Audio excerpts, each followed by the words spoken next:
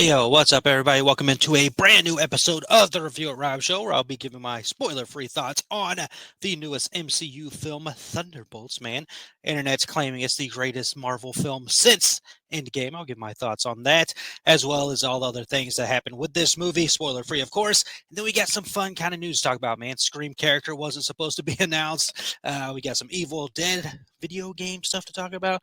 We got all kinds of fun little goodies to talk about on this episode, man. So appreciate you hitting that click, coming over here to watch this episode, and we're gonna talk fun things, man. If you do me a favor, hit that like, subscribe, share, all that good stuff. That would be great. As well, I do have the Wolfman Rob Show on this channel as well. We're talking Halloween Horror Nights, man. But without further ado, let's go ahead and jump into what you're here for, the Thunderbolts review. There is your lovely poster.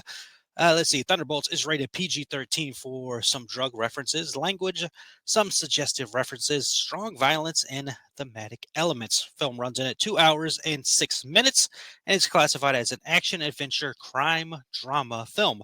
After finding themselves ensnared in a death trap, an unconventional team of anti-heroes must embark on a dangerous mission.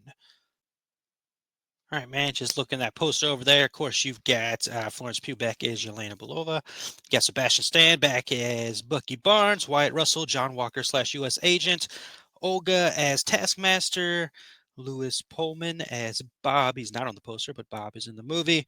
We've got Mel. We've got David Harbour as the Red Guardian, and we've got Hannah as the Ghost Man. And of course, Julia Louis-Dreyfus is back in this movie as well as Valentina. So we got some good characters here. This is basically, if you want to DC it a little bit, this is their their Suicide Squad, if you will. So going into this movie, I had a fair bit of anticipation or excitement to go into it because it was kind of just judging from the trailer and all that stuff. Remember when the trailer first came out? It came out with that and Captain America, like came out around the same time. And I vibed a little bit more with the Captain America film than I did with this trailer. But I did notice with that trailer that it was going to be a goofy, fun time, right? Like that's kind of what I figured I was getting into, kind of like what we're used to with the Marvel films, a little bit kind of goofy. They can get serious, but they have that vibe to them that keeps them goofy and serious and meshing and all that stuff. They have their blueprint that they do with every Marvel movie. So I had a feeling of what I was getting into with this film. I've seen what Florence Pugh has done. I've seen what David Harbour's done. I've seen what all these characters have done in their separate projects. I'm like, okay, I know what we're doing and all that stuff, man. Going into it, I got the idea from the trailer. Like the real big question mark was the Bob character, right? So going into it, I was just like, cool, we're going to watch a movie, man. I'm not going to overly expect a ton of things out of this movie. I know what I'm getting into. We know that basic blueprint. We'll just go watch it and see what they happen and see how it builds into, of course, Fantastic Four that's coming up, and then how it ultimately is going to build into the Doomsday film that's on the way.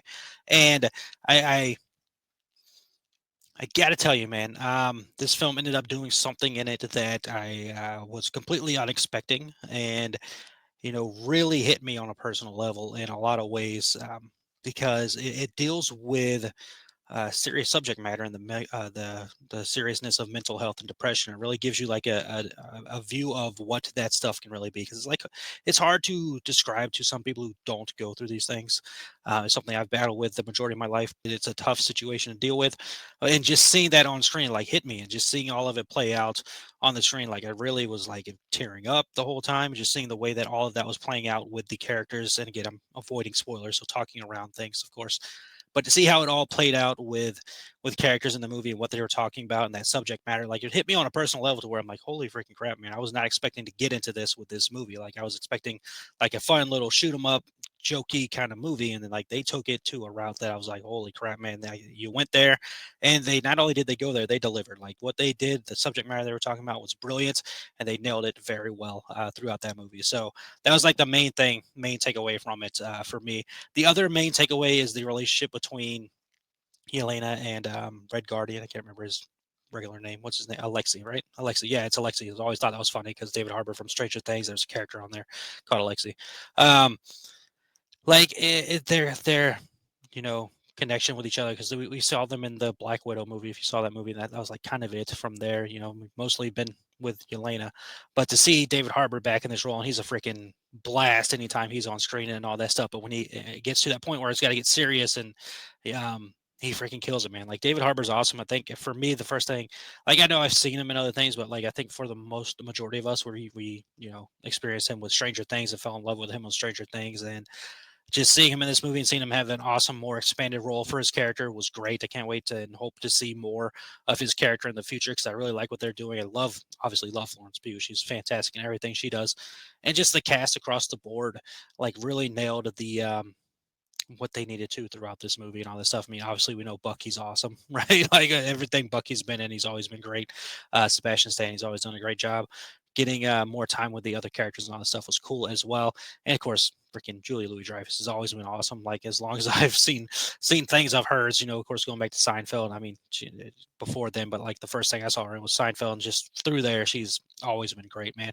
But the movie overall, it's like, yes, it does deal with like the subject matter of mental health and depression, all this stuff that hit me in a very personal level. But it's still a fun movie. Like you still get your cut up, jokey parts in it, of course, and you still get some really good, fun action scenes in it overall.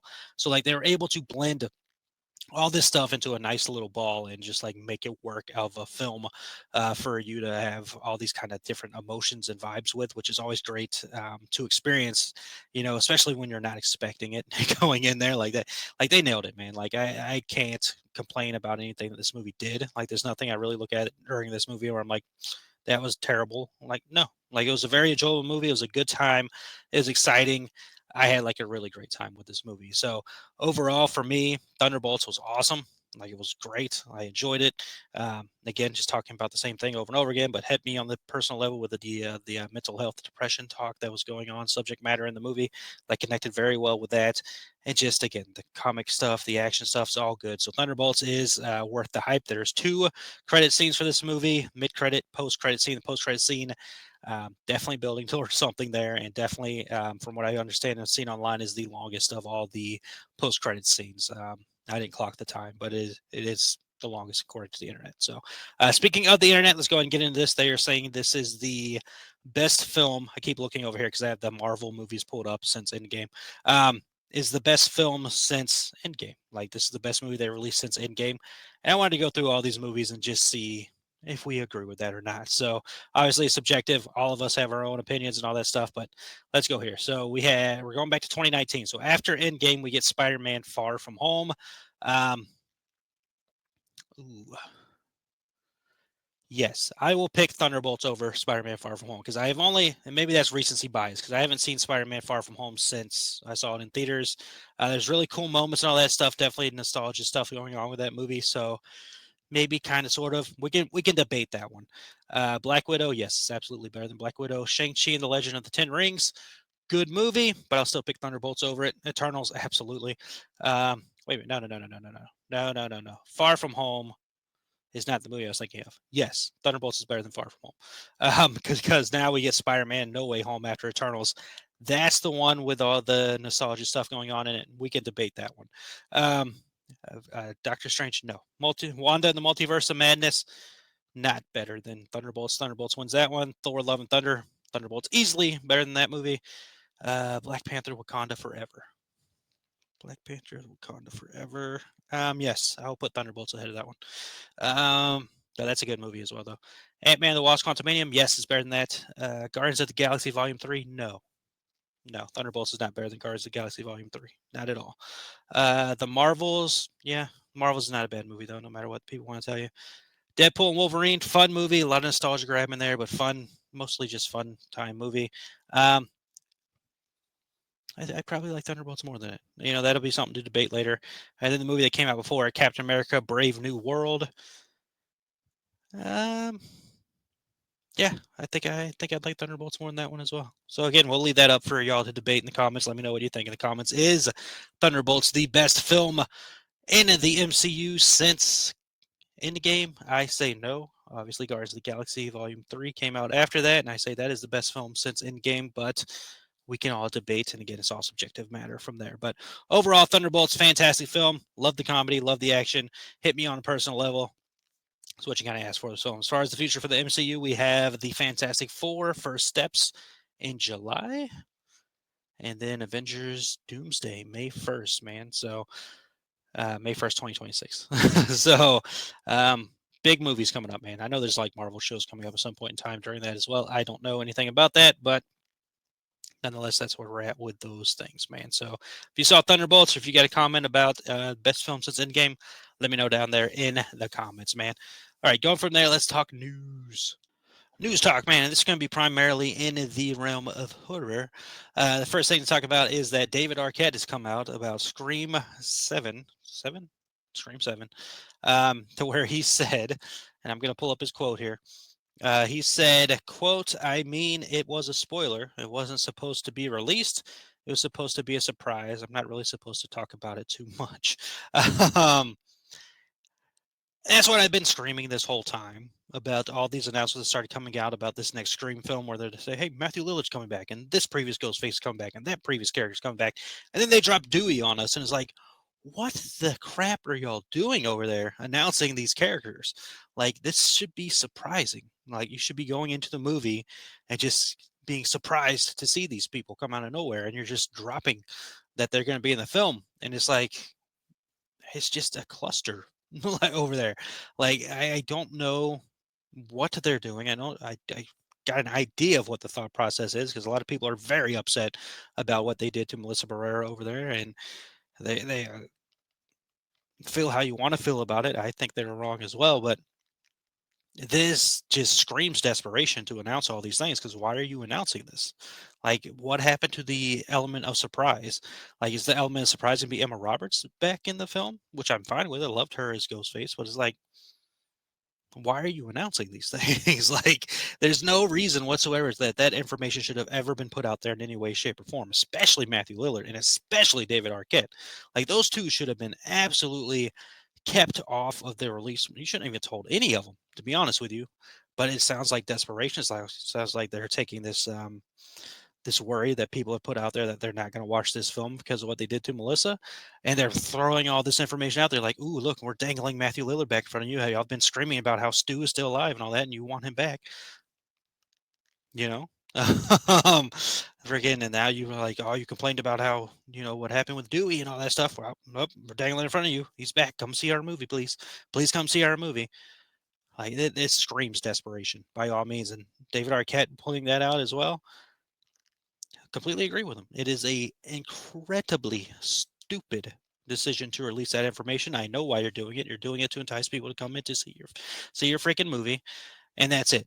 Because there's no logical, smart explanation other than that as to why you would ever release that kind of information. Like that is not something that should have been ever disclosed whatsoever. So feel how you want to feel about it, but that is without a doubt the biggest issue there. Like there's no reason that should have ever come out, man. Let's see other news in the horror realm as I try to make this chair a little more comfortable. Let's see. Let's go to the Evil Dead video game. Now this game, much like the Friday the 13th game or even the Killer Clowns game that came out recently, is like a play with your friends kind of game where you're playing the characters, just like survive the night kind of deal, like survive the area kind of game. Um, this is apparently gone. Like this game has apparently was very quietly removed from the ability to purchase it. It's disappeared without notification from the Epic Game Store and the PlayStation Store.